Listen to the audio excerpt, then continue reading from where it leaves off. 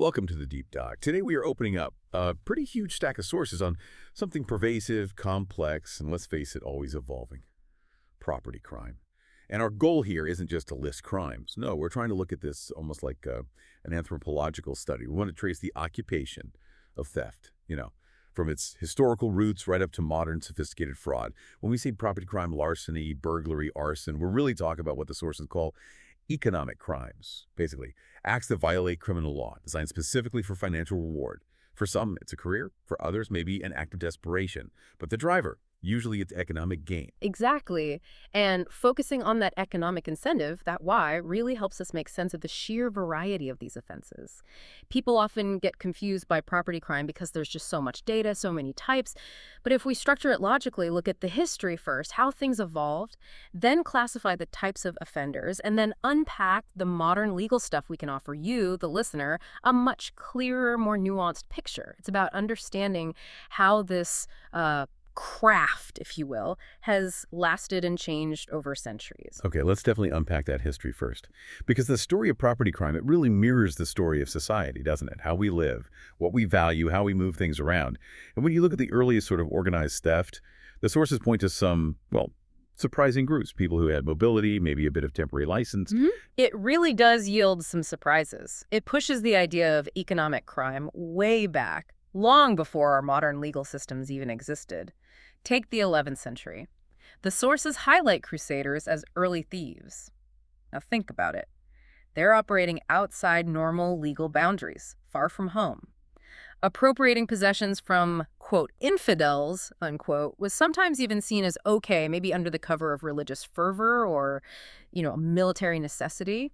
It was large-scale, opportunistic theft, often backed by power structures. Wow. Okay, so not exactly Robin Hood figures. Not typically, no. Then fast forward to the 13th century, and you see another group on the move, pilgrims, engaging in stealing, poaching. Pilgrims, that's another one I wouldn't have guessed. It's fascinating, isn't it? Travel, whether it's for war or faith, seems to create these windows of opportunity. You're sort of anonymous, you're in unfamiliar territory, local rules might be harder to enforce or easier to just sidestep. They were exploiting those gaps. Early opportunists, really. And this pattern starts to get more focused, more specialized by the 18th century. Yes, definitely.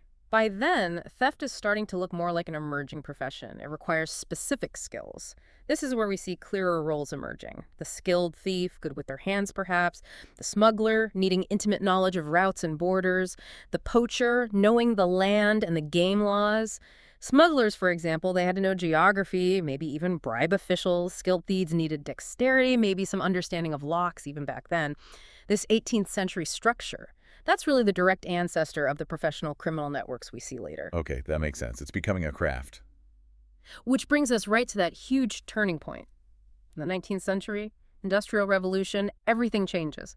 Suddenly, the targets aren't just pockets or small shops. You've got massive infrastructure, goods moving on a scale never seen before, and the criminals, they had to adapt, right? Absolutely. The whole game changed. Yep. This is where you see the rise of two iconic 19th century methods that show this adaptation perfectly. Train robbery and the real technological battleground of safecracking. Let's talk trains first. Why were they such prime targets? Well, think about it from the perspective of a professional robber. These new railroads, they were like moving banks or moving warehouses. They carried payrolls, valuable cargo, wealthy passengers, and crucially, especially in America, they often ran through vast, sparsely populated, largely unpoliced territories. The frontier provided incredibly easy escape routes, so the risk seemed manageable and the potential reward was huge. The wealth was literally moving, and they figured out how to intercept it. A golden age for train robbers, then. But you mentioned it was brief. What put an end to it? The response was pretty quick and driven by the railroad companies themselves, logically enough. The financial losses were significant, so they invested heavily and quickly in deterrence. Think armed guards on trains, the classic image. But also better communication systems along the lines, telegraphs, changes in how valuable cargo was secured, maybe moving it less predictably. So a coordinated effort. A very coordinated and effective effort. The sources show a direct correlation. As these security measures ramped up, train robbery declined sharply. By around 1920, the specialized job of train robbers had basically disappeared. The infrastructure became harder to beat, the vulnerability lessened, and those professionals either had to find a new specialty or they were caught or killed. Okay, so the moving targets got harder, What about the stationary ones, the safes? You called it a technological arms race. Oh, it absolutely was. It's a fantastic case study in that back and forth between security and attack. When safes first became common, maybe early 1900s, they were often simple, thick cast iron. Strong, you'd think. Strong, but brittle in certain ways. Criminals quickly figured out that drilling or even using basic explosives could breach them. So the manufacturers had to respond. Their first big move was shifting to layered construction, alternating sheets of copper and steel. Why that combination specifically? Yeah. Copper and steel. It was clever engineering, actually, not just about brute strength. The steel layers obviously were hard. They resisted drilling and cutting tools much better than plain iron. But the copper layers served a different purpose. Copper is excellent at dissipating heat. So if a safecracker tried using, say, a thermic lance, intense heat, or explosives, the copper layer would absorb and spread out that heat or shock wave, helping to prevent the inner steel layers from melting, fracturing, or buckling easily. It was tactical. Wow, okay. Layered defense. So the safe bodies got tougher. Did the criminals then just shift their focus? Exactly. If you can't easily cut or blast through the main body, you look for the inherent weak point, the lock mechanism itself. So efforts concentrated on drilling directly into the lock. And the manufacturer's countermove. Again, material science. They started lining the area around the lock mechanism with specialized, really hard metals. Manganese steel alloys became common. This stuff is incredibly hard, but also somewhat brittle. So when a criminal tried to drill it with the standard high-speed steel drill bit, the intense friction and pressure would often cause the drill bit to chip, dull instantly, or even shatter. It basically defeated simple drilling. So that forced the safecrackers to become, what, chemists? Pretty much. Or at least more sophisticated. They had to move beyond brute force drilling. This led to the use of nitroglycerin, carefully placed charges, or maybe specialized torches targeting the lock mechanism in ways that bypassed the hardened plates.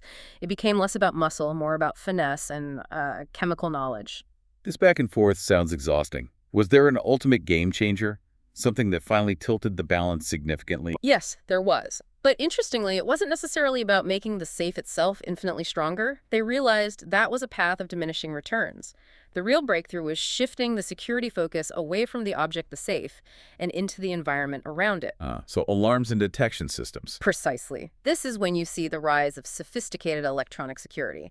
Light beams across doorways, pressure plates under rugs, vibration sensors on walls, ultrasonic motion detectors, sophisticated alarm systems connected off-site.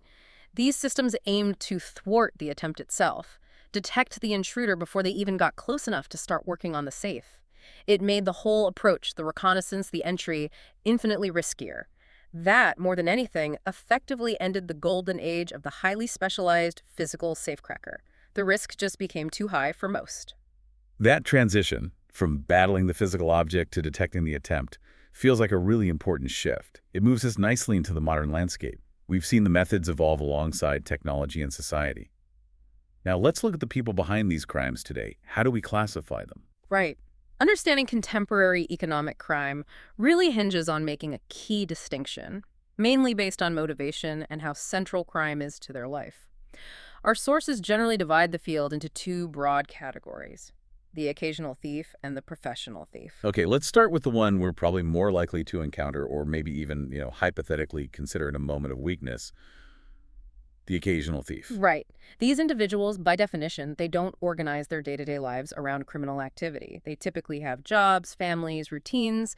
They might see themselves as generally law-abiding citizens. Their decision to steal isn't usually premeditated over a long period. It's more reactive, more spontaneous. And it's driven by what the sources term situational inducements. Can you break that down for us? What does that mean in practice? Sure. Situational inducements are essentially those immediate short-term factors, pressures, or opportunities that pop up and temporarily lower a person's resistance to taking a risk. It makes them more likely to commit a crime they wouldn't normally consider. Imagine walking past a delivery truck left unattended for just a couple of minutes, keys in the ignition, or maybe seeing an expensive tool lying seemingly forgotten on a lawn. That brief window, that perceived low risk of getting caught, may be combined with a sudden financial pressure or even just the thrill. That's the situational inducement. The crime is opportunistic, not part of a grand plan. Okay, that makes sense. The spur-of-the-moment decision. Now, the complete opposite end of the spectrum: the professional thieves. Yes. These are the specialists. These individuals make a significant portion, sometimes all, of their income from criminal activities. They approach it like a job, like a career. It's their craft, and they pursue it seriously. This often involves learning the trade, sometimes through a kind of apprenticeship. They actively seek out older, more experienced criminals to learn techniques, how to manage risks, where the markets are for stolen goods, things like that. The idea that they approach it with the same kind of internal organization as a legitimate profession, that's quite something. It is. The professionalism here isn't about ethics, obviously. It's about competence, specialization, and network building. They tend to focus on specific types of crime. A skilled burglar might not know the first thing about credit card fraud. They use their wits, their technical skills, and they constantly weigh the risks versus the potential rewards. The key difference from the occasional thief isn't just frequency, it's the dedication to effectiveness, planning, and crucially, staying out of prison to maintain that income stream. Right. And for professional thief, dealing in valuable goods, they can't just walk into a pawn shop with, 50 high-end laptops. They need a system. This brings us to that vital support role. The receiver of stolen goods. The fence. Absolutely vital. The professional fence is like the essential lubricant for the whole property crime machine, especially for larger scale theft. Yeah.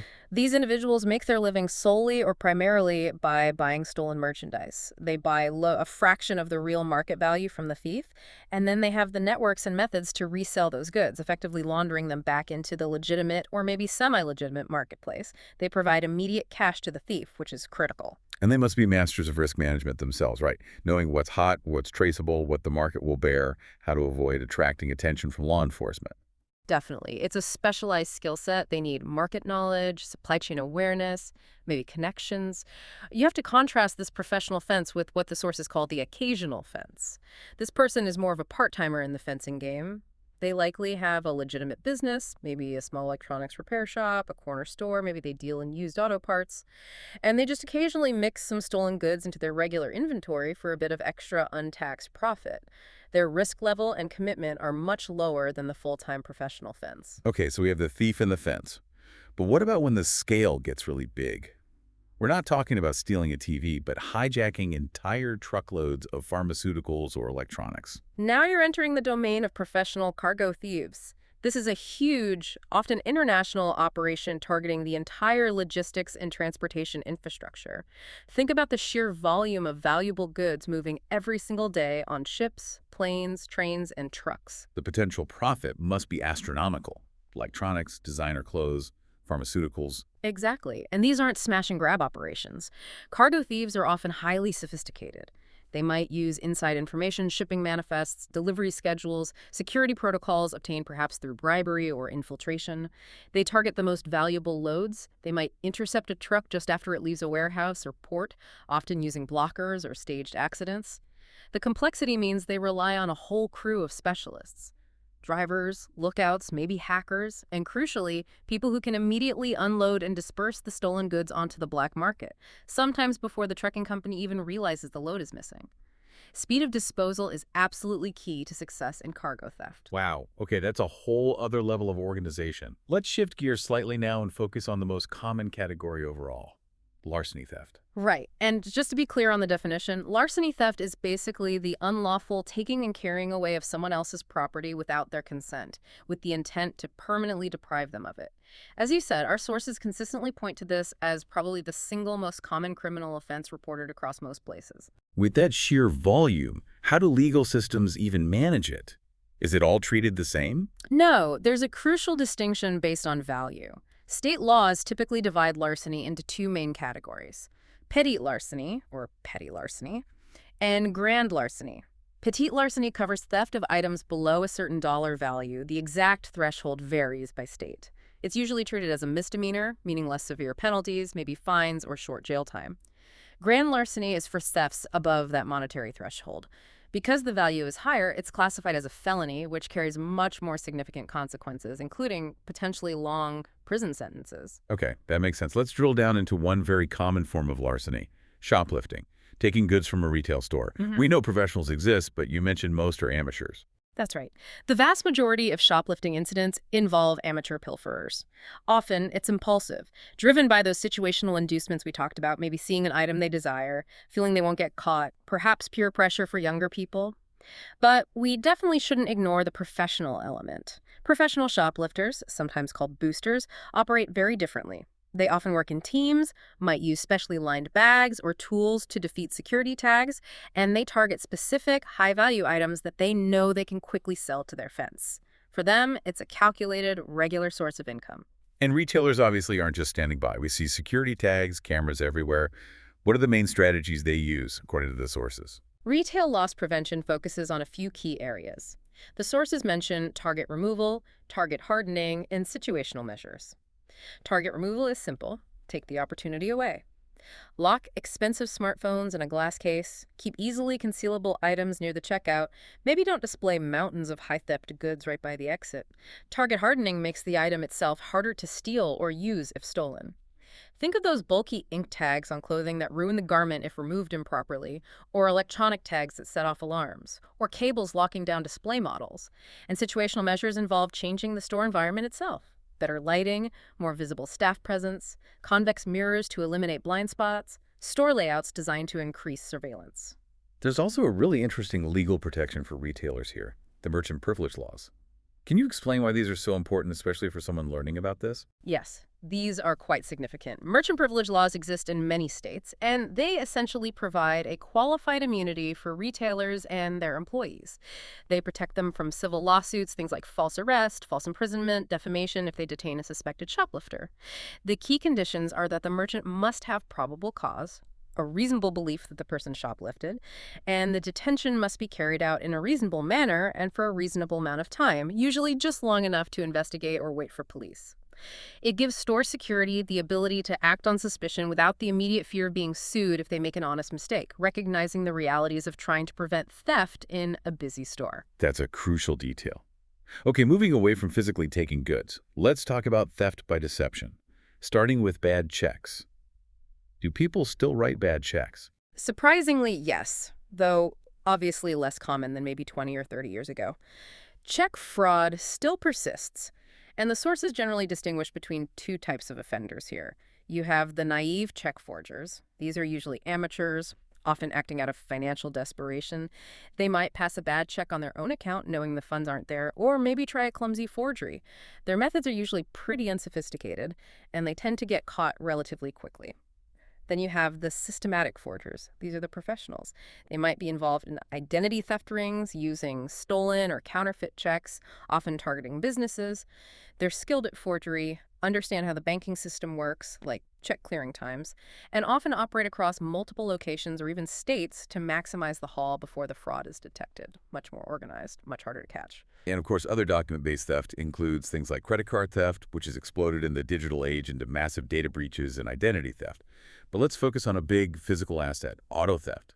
Still a major issue, right? Absolutely. Auto theft remains a significant property crime, and like shoplifting, it spans the whole spectrum from amateur joyriders to highly sophisticated international rings. The professional car thieves are involved in some really complex operations. One prime example mentioned in the sources is car cloning. Car cloning. That sounds pretty advanced. How does that actually work? It's essentially giving a stolen car a new, legitimate identity. Here's the basic idea. A professional ring steals a desirable vehicle, let's say a popular SUV model. Separately, they acquire the vehicle identification number, VIN, that unique 17-digit code from a legally registered identical vehicle, maybe one that was wrecked and salvaged or one located far away, even in another country. They might get this VIN from databases or even physically steal the VIN plate from a parked car. Then they create counterfeit documents title, registration matching the legitimate VIN, and they physically alter the stolen vehicle, replacing its original VIN plate with the counterfeit one bearing the clean VIN. Now, the stolen SUV looks, on paper and physically, like the legitimate vehicle. They can then sell this cloned car to an unsuspecting buyer, often for close to market value. It's a sophisticated way to launder a stolen vehicle. That's incredibly deceptive. And then there's the much more direct and dangerous form, carjacking. Yes, carjacking is taking the vehicle directly from the driver or occupants by force or the threat of force. It shifts auto theft from being purely a property crime into the realm of violent crime as well, because of that direct confrontation and potential for harm.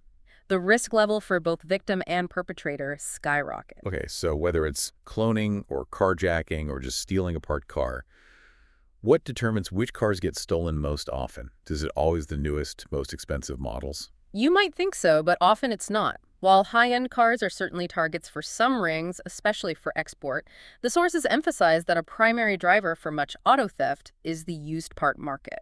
Think about it. What brings the greatest return with relatively lower risk? Often it's common models, popular sedans, trucks, SUVs, where there's constant demand for replacement parts like engines, transmissions, airbags, doors. And more recently, a huge target has been catalytic converters because they contain precious metals like platinum and rhodium. Thieves can cut those off any car, regardless of age or value, very quickly. So it's often about the economic value of the parts, not necessarily the whole car. That makes a lot of sense, actually. It's pure economics. Now let's look at the other end, the amateur auto thieves. The sources list 5 main motivations here, showing it's not always about profit. Right. The motivations for amateurs are quite varied. The first one is probably the most common image people have: joyriding. This is often impulsive, frequently done by younger individuals. It's about excitement, maybe showing off to peers, testing boundaries. The car is usually taken for a short thrill ride, often driven recklessly, and then simply abandoned, frequently damaged. Okay, joyriding. What's next? The next two relate to basic transportation needs. You have short-term transportation. Here, the car is stolen simply as a means to get from point A to point B. Maybe someone missed the last bus home, needs to get across town quickly. The car is usually dumped as soon as the trip is over, often within hours. Then there's long-term transportation. This is a bit more committed. The thief intends to use the stolen car as their personal vehicle for several days, maybe even weeks, until it either breaks down, runs out of gas, or they feel the risk of getting caught is too high. All right, so joyriding, short-term transport, long-term transport. The fourth must get back to money. Yes, the fourth category is profit, but on an amateur scale. This isn't the sophisticated cloning ring. This might be someone who steals a car to strip some easily removable parts, stereo, tires, battery, to sell quickly for cash. Or maybe they sell the whole car relatively cheaply to a low-level fence. They lack the skills or network for the big professional operations. And the fifth motivation? The fifth is using the stolen vehicle for the commission of another crime. This is purely instrumental. The car is stolen specifically to be used as transportation during another felony, maybe a robbery, a drive-by shooting, transporting drugs, and then it's typically dumped immediately afterwards, sometimes burned, to destroy any evidence linking the car to the primary crime or the perpetrators. Okay, that covers a lot of ground on larceny and auto theft. Now, let's shift to theft that relies on manipulating the victim's trust or belief. Deception crimes. We need a clear definition of false pretenses or fraud. This is a really important category, especially in white-collar crime. Fraud, or false pretenses, occurs when a perpetrator makes a misrepresentation of a fact, basically. They lie about something important. And because of that lie, the victim is induced to willingly give their property or money to the wrongdoer, who then intends to keep it. The key here is the victim's state of mind. In simple larceny, the property is taken against the victim's will. In fraud, the victim intends to transfer the property, but that intention is based entirely on the perpetrator's deceit. This sounds like the territory of classic scams, the confidence games. Exactly. Confidence games, or cons, are a prime example of fraud. The core method is always about gaining the victim's trust, their confidence. The con artist identifies a target, the mark, and draws them into some kind of scheme, usually promising quick, easy riches. They use psychological manipulation, appealing maybe to greed or desperation, build up that trust, and then trick the victim into handing over money for the promised but entirely fictitious payoff. And beyond classic cons, you see this principle in lots of other frauds. Bogus investment schemes, fake charities, elaborate insurance scams like staged auto accidents, things like that. It's all based on that fundamental misrepresentation of fact. But there's another type of trust-based theft that's distinct from fraud: embezzlement. We really need to clarify the difference here because it often confuses people. It hinges on who has legal control of the property initially, right? That distinction is absolutely crucial, particularly in workplace or organizational crime. Embezzlement happens when the person who takes the property already has legal possession or lawful custody of it. They've been entrusted with it due to their position or role. Think of a company treasurer who has legal access to the company bank accounts, or an employee trusted with managing inventory, or a lawyer holding client funds in trust. They have the right to possess or control that property. Embezzlement occurs when they then fraudulently convert that property for their own personal use or for the use of someone else, violating that trust. Okay, let me see if I have this right. If I lie to you and convince you to give me $1,000 for a fake investment, that's fraud. I tricked you into giving it to me. Correct. You willingly, though mistakenly, transferred ownership based on my lie. That's fraud.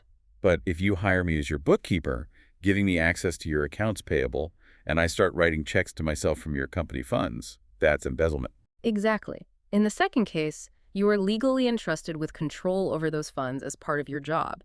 You didn't trick the company into giving you initial access. You abused the access you already had. The core of embezzlement is that betrayal of a pre-existing relationship of trust and lawful possession. Fraud involves tricking someone into giving up possession they wouldn't otherwise have relinquished. That's a really helpful clarification. Oh. Okay, we've covered larceny and deception in detail. Let's move to our final major section. Crimes that involve entering structures or outright destruction. Burglary and arson. Right. We're shifting focus now from theft of mobile property to crimes targeting specific locations or involving destruction. Let's start with burglary. Okay, burglary. Legally, the core definition is entering a structure, could be a house, an office, even a shed without permission, with the intent to commit a crime inside. Usually that crime is theft, but it could also be assault or another felony. And while commercial burglary certainly happens, the sources highlight that the vast majority, something like 75%, involve breaking into someone's home or residence. That's why burglary often feels so violating and personal to victims. And just like with other property crimes, we see a range of skill levels among burglars. Absolutely. You have what the sources call crude thieves. These individuals might act impulsively, rely on minimal planning. They might just kick in a door, smash a window, or look for obviously unlocked doors or windows. It's often quick, messy, smash and grab. Then you have the experienced burglars. These individuals are much more strategic. They might watch a house to learn the occupants' routines, identify the best time to enter when no one's home, scout for potential entry points that are less visible, maybe disable a simple alarm. They plan their approach. One really interesting point from the sources is the idea of repeat burglary. Why on earth would a burglar hit the same house twice? Wouldn't security be much tighter after the first time? It seems counterintuitive, but the sources suggest it's often about efficiency and reduced effort for the burglar. Think about it. The second time around, the target is a known entity. The burglar already knows the layout of the house, where the valuables were likely kept and might have been replaced, the quickest escape routes, maybe even the weaknesses in the security system they observed the first time, or the typical response time of neighbors or police. Attacking a known target requires significantly less reconnaissance and planning than finding and scouting a completely new, unfamiliar one. The perceived risk might actually feel lower to them because of that familiarity. Okay, familiarity breeds opportunity in this case. Now, for some individuals, burglary isn't just an occasional act. It becomes a career path, especially when targeting businesses or wealthier homes. The sources even talk about a burglary career ladder. Yes, this model helps illustrate how someone might progress in this particular criminal specialty. It usually starts young, with individuals as novices.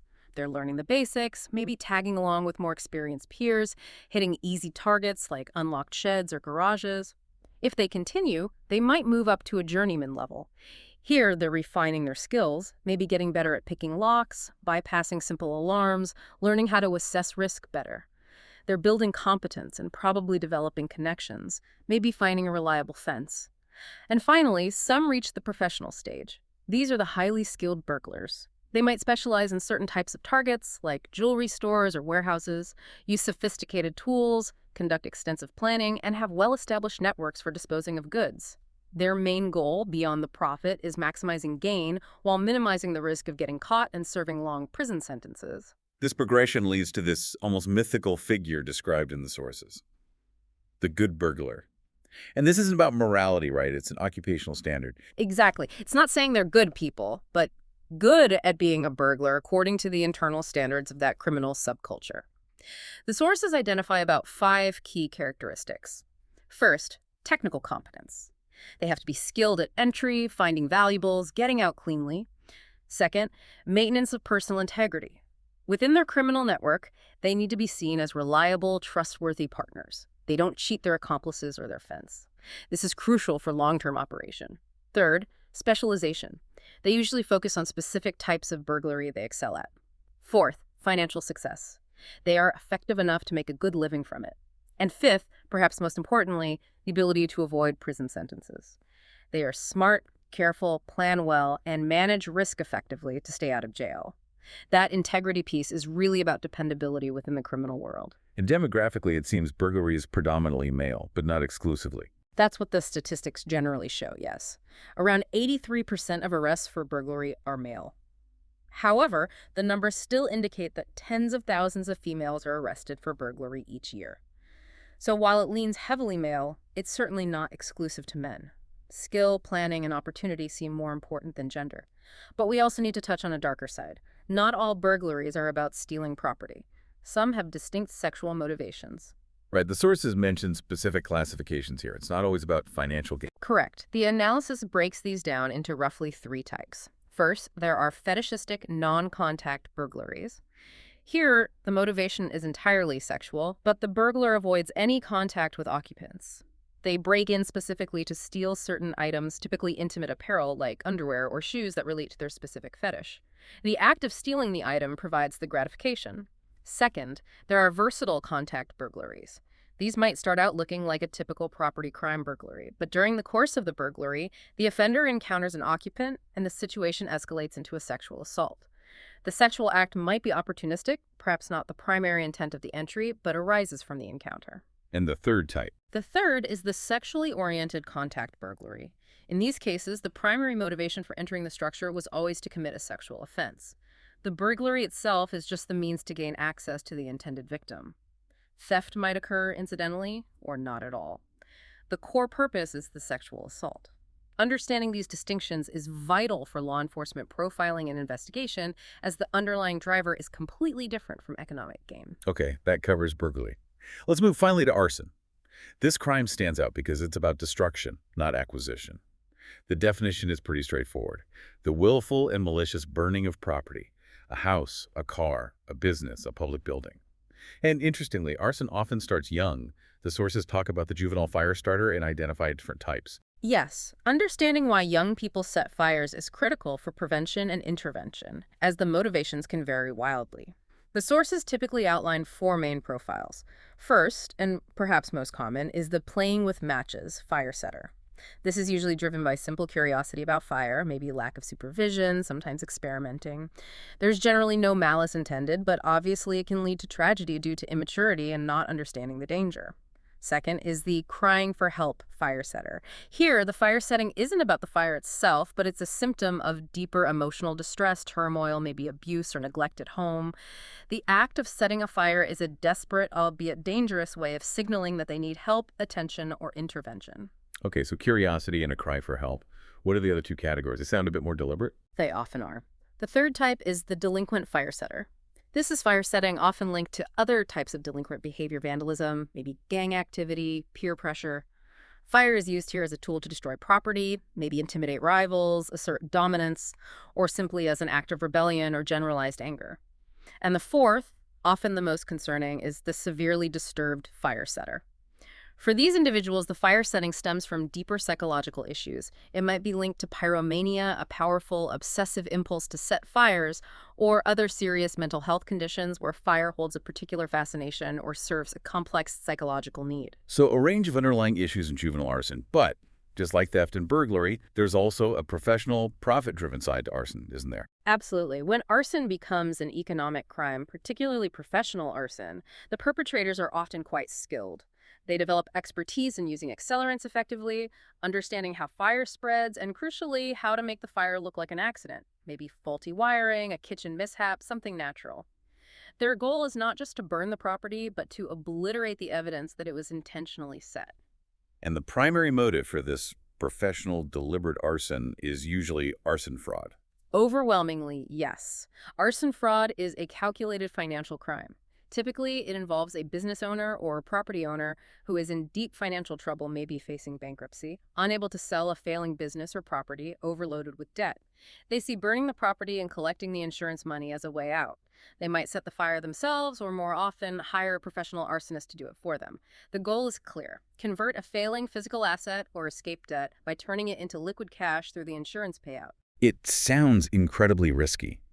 How often do they actually get away with it? How do investigators uncover arson fraud when it's been professionally done to look accidental? It is definitely risky, and specialized investigators, fire marshals, insurance investigators are trained to look for telltale signs. It's challenging, but they have methods. They'll look closely at the owner's financial situation. Motive is key. Were they heavily insured, deeply in debt, facing foreclosure? Then they examine the fire scene itself meticulously. Are there multiple points of origin, suggesting it was started in several places at once? Are there traces of accelerants like gasoline or kerosene where they shouldn't be? Did the fire burn unusually hot or fast, suggesting accelerants were used? They also look for inconsistencies. Maybe valuable inventory was secretly removed before the fire, or perhaps the alarm system was conveniently disabled. The timing can also be suspicious. Did the fire happen right before a major audit or debt payment was due? It's like putting together a puzzle, combining financial forensics with physical evidence from the scene. Wow, a complex investigation for a devastating crime. Okay, we have covered a massive amount of ground today. Hashtag chag chag outro. We really have taken a deep dive. Yeah. We started way back with 11th century Crusaders using appropriation as funding, and we've traced the evolution right up to modern professionals using things like car cloning and sophisticated arson fraud. The constant theme, as you said, is adaptation. Property crime morphs and changes based on what society values, how we secure it, and the economic opportunities that arise. We've seen that clear split between the occasional, situational offender and the dedicated professional who treats crime like a career. Absolutely. We track that fascinating arms race in security, the safes, the trains, and now maybe digital assets. Each improvement forces criminals to innovate, specialize, or simply give up on that particular method. And we've hopefully clarified some key distinctions for you, the listener. The difference between simple theft or larceny, the unique betrayal of trust and embezzlement, the element of entry and burglary, and the destructive intent of arson. Yeah, the sheer scale and specialization involved really hammer home that property crime isn't just, minor shoplifting. It often involves complex skills, planning, and this whole hidden infrastructure like the professional fence, making it all possible. Which brings us perfectly to a final thought, something for you to maybe ponder. We've seen repeatedly how security advancements spur new criminal methods, right? Safecracking declined when electronic alarms became widespread. Train robbery faded as rail security improved. So think about today. Our most valuable property is increasingly digital data, intellectual property, financial access protected by complex cybersecurity, encryption, AI monitoring. Looking ahead, say 50 years from now, how will these evolving digital defenses shape the next career ladder for professional thieves? What new forms of digital property crime will emerge? And conversely, what common physical property crime that we see today, maybe something like stealing catalytic converters or even physical shoplifting itself, might virtually disappear because the digital world makes it either obsolete, too risky, or easily traceable? That's a great question to end on. How will the nature of property and security continue to shape the future of this oldest of economic crimes? Something definitely to think about.